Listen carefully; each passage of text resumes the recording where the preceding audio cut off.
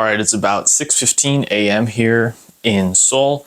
I got about 3 hours of sleep or 4 hours of sleep last night. I'm still adjusting to the time zone. So we're going to be pumping ourselves full of coffee today and try to get through as I adjust to the time zone. It always takes me 3, 4, or 5 days. And I actually have a decent amount of energy today, but that big time gap, it always messes with me. I'm gonna explain in this video as we kind of go through. I'm gonna check out of my hotel, head to my Airbnb, why Seoul, South Korea could be a pretty great place for you Christian men. So I'm gonna be describing all that, what my day-to-day kind of looks like. I'm gonna head down to the hotel breakfast, get some coffee, spend some time in the Word, because I didn't do that yesterday. This whole last week I've been packing and kind of ignoring that because I packed my Bible early.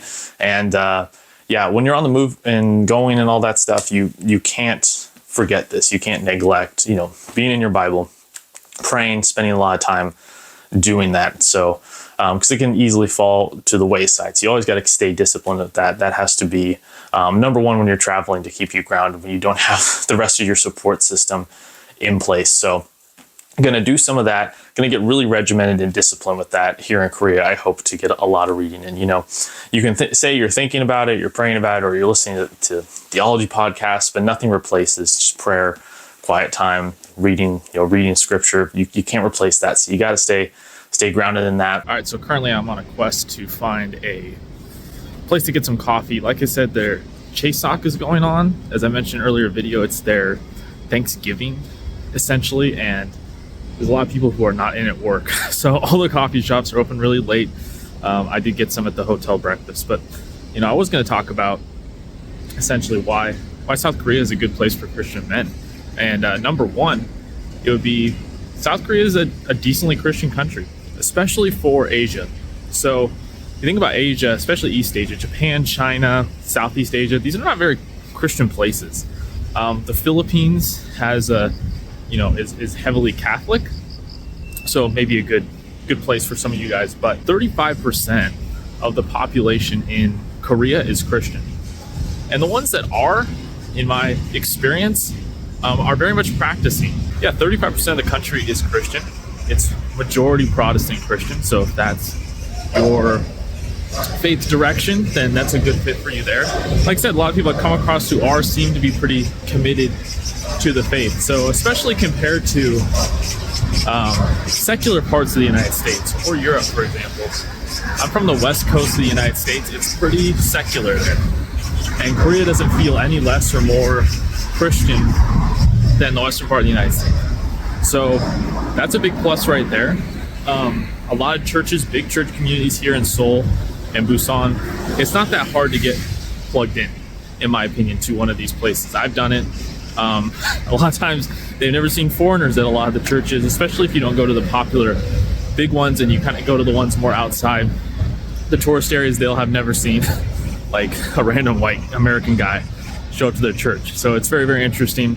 The culture in itself is influenced by both Buddhism and Christianity, but is overall very conservative leaning. Family focused in a lot of ways. Obviously, there's the birth rate issue, which I'll discuss is kind of separate from all that. And after I lived here, I kind of understand why that's the case now. Very family focused, very conservative, very gender norms focused, even if there are some liberals on some college campuses these days. So it's very much traditional in that sense, which I think can be a really big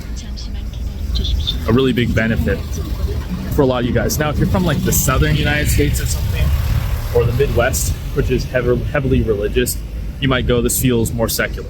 And that's probably true to a large degree. But if you're from secular parts of the US, this might feel actually better and more welcoming to Christian people than what you experience in US. And overall, even for the non-Christian people, the cultural attitudes are more conservative for sure, more traditional. So you're gonna fit right in those respects pretty easily without any difficulties. Just find a church community to get embedded into, and it's pretty much plug and play from there. A lot of these countries in Southeast Asia, China, are Buddhist, and it's very strict about it, and Christianity is heavily regulated there. Not here. It's open, it's fine. Tons of people in positions of power all over the place are associated with Christianity. So you're not gonna have a problem with that. You're not gonna feel alienated about that. I feel more alienated about my Christianity in the West Coast of the United States than I do here. The second reason you might like South Korea as a Christian man is there is no degeneracy culture here. Not nearly to the same degree in the US. Things are censored here. You're like, whoa, censorship, isn't that bad? Not if it censors the right things. And in this case, when it comes to porn, sexually explicit stuff and things like that, that's heavily censored here. And overall, the culture feels more wholesome in that sense, which I think is a big benefit.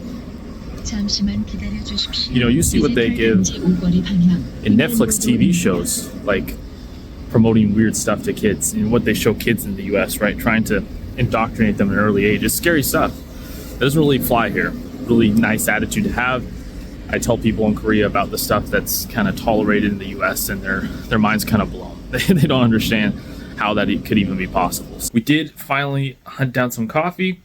I'm gonna get some work done at a cafe. I gotta check out my hotel in 2 or 3 hours. It's still pretty early in the morning. I gotta chill somewhere till my Airbnb is available at 4, and we will check that one out there for sure. I'll show you what I got going on for my stay. But to elaborate on point 2 that I was talking about, the modesty standards here are completely different than the US. And I would say a lot of places in the world too. People are always dressed and presented nice, which just, I think, adds a value to the society as a whole. But particularly the women, not a lot of, like, cleavage is a no-go. Still a no-go. Shorts and skirts can go high. But compared to what we got in the US with women basically wearing lingerie as gym wear, let's just be real. Let's just be brutally honest about that. That's what's going on. That's not allowed. I've been to gyms. I worked out in gyms here.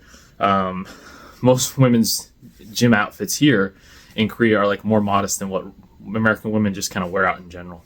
And so I feel my brain get like desensitized and desexualized when I'm here, which is like really good for your spiritual health. Honestly, like America is a bad place for your spiritual health and your lust as a man. I think it's not a good place for that. Even if you try and like shut all that stuff off, not watch the bad Netflix shows, all that stuff, like it's just thrown in your face 24/7, and it's just not here.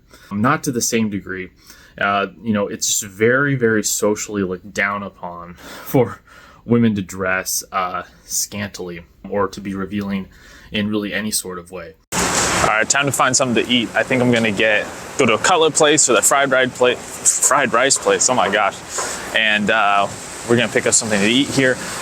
Awesome temperature. It's like 65 to 70 out. Amazing. All right, I'm basically packed up. A lot of amazing food to try here in South Korea that I haven't eaten in a while. It's been about 4 months since I've been back. So either I'm gonna get some pork cutlet or some fried rice. There's some great Vietnamese restaurants here.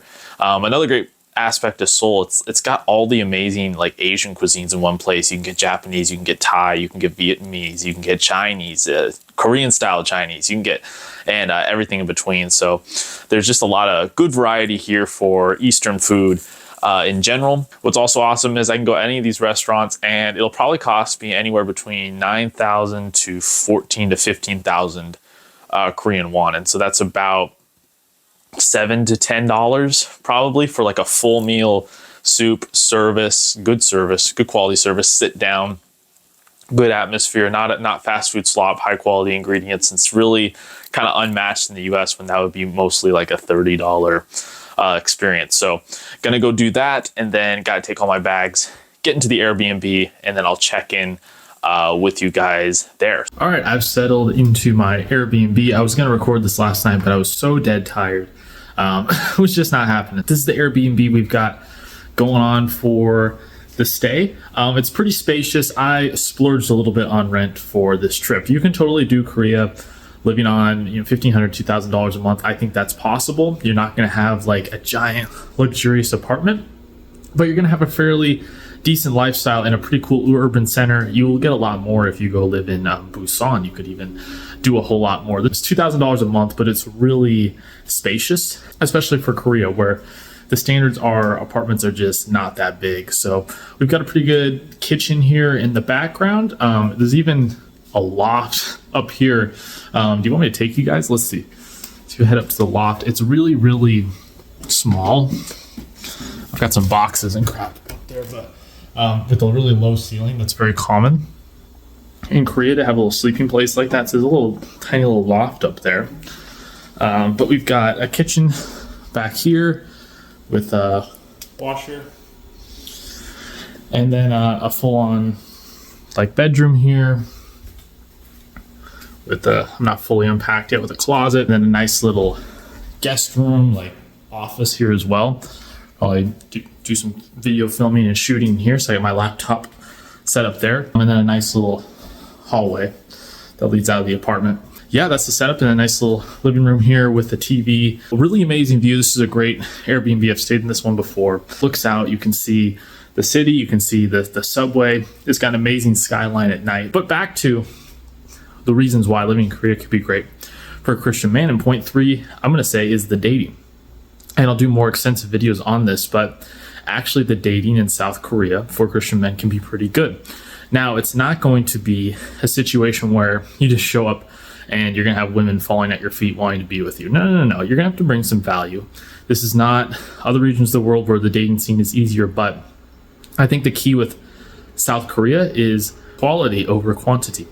The Christian women here are of very good quality and character. I can attest to that myself. And the fact that you're in an urban center with 25 million people means there's a lot of dating options to find those quality women, and they're at the churches, and there's young ones here in Seoul, because Seoul attracts all the jobs for the young people. So it's really kind of an underrated dating market for Christian men to explore. I wouldn't come here solely for the dating. Okay, that's not a good way to approach things. But if you're interested in the lifestyle, if you're interested in the East Asian lifestyle, you know Japan's not really a Christian country. You want to be somewhere where Christianity is a little more accepted and open.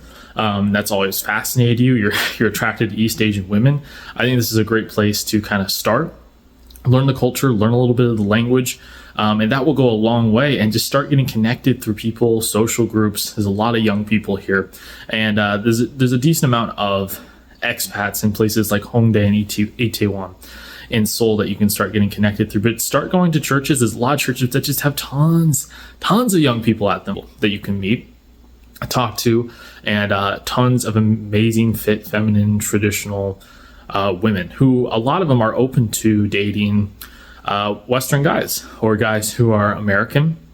There's a perceived status to American men here. That's just the reality of the situation. It brings a bit of reputation with it, a good reputation, I would say. Koreans generally really like Americans. That's just been my overall experience. Maybe I'm just very respectful. I'm good at adapting to cultures, and that's gained me a lot of points with people. But in my personal experience, Koreans do like Americans. A lot of Korea is modeled after America in many, many ways, also integrated with their traditionalist culture as well. What's awesome about Korean dating is the women, they're basically all fit. Don't have to worry about that, okay? The beauty standards here are high. The women are fit. Gym culture is everywhere, okay? You don't have to worry about that one. The Christian women in particular, now there's a lot of like modern Korean women as well. Like you've heard of the 4B movement, they're out there. But the ones going to the churches are not gonna be those, really. The ones you're gonna find at the churches are traditional. They like cooking. They want to be in the traditional role. They may have a job, or they're going to university because of the really competitive, difficult economic circumstances here in Korea that kind of caused that, but they're willing to fit in a traditional role if you can bring some income. They're very, very submissive, will let you lead, will be the feminine one in the relationship. And that's huge right there. That's stuff that a lot of you guys are just not getting back in America, in the West. And I think it's pretty plentiful here. Like I said, 25 million people. The dating pool is going to be massive compared to mid-sized city back in the US where there's 400, 300,000 people. Having success in that dating market, come here. I think the opportunities are just massive. There's just a lot of great opportunities here. It's just a great international city, but it's like safe and conservative. It's got like the cross section of all the best things in my opinion. So that's what I have to say about dating. I will do more videos on that topic, or if you have any questions specifically about dating here as a Christian guy or Korean women, let me know in the comments down below. I'd love to answer some of your questions. But I've got a bunch more videos I'm going to do walking on Korea, talking about Korea, living here, the lifestyle. And I'm looking forward to that, as well as doing some really more in-depth documentary and sit-down videos. So let me know in the comments down below what stuff you'd like to learn about living in Korea as a Christian man or dating here. I'd love to hear your thoughts. Thank you so much for watching, and I'll see you guys in the next one. Peace out.